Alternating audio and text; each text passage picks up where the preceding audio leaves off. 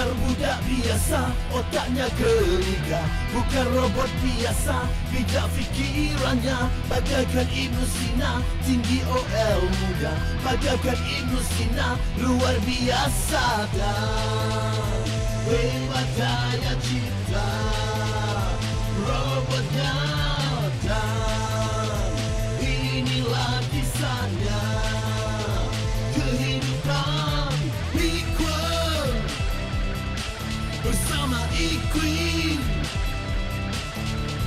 Equal bersama Equine.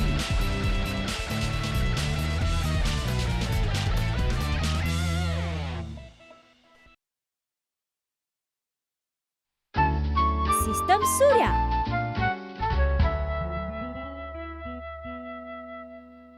Ikuan, aku ada satu kejutan istimewa untuk kau. Nak tengok tak?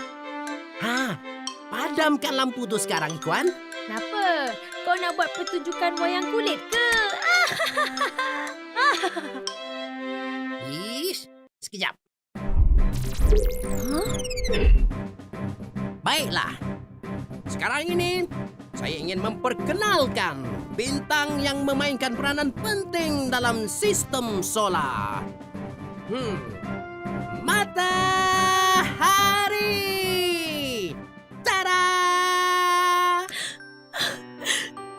Belum pernah ada sesiapa pun yang sanggup bersusah payah buat ni semua untuk aku.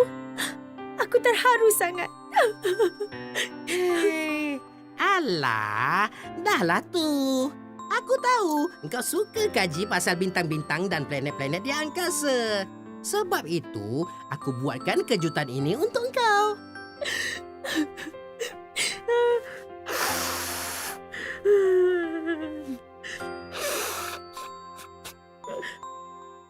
Okey. Sekarang ini, mari kita suai kenal dengan planet-planet dalam sistem Surya ini, Kuan. Jom! Baiklah, kita mulakan dengan planet yang paling dekat sekali dengan matahari. Planet apa? Planet Euterid. Planet tu tak ada kehidupan langsung kan? Betul. Dan sekarang ini, namakan planet yang terjauh sekali dari matahari. Planet Neptune. Planet yang kedua terdekat dengan matahari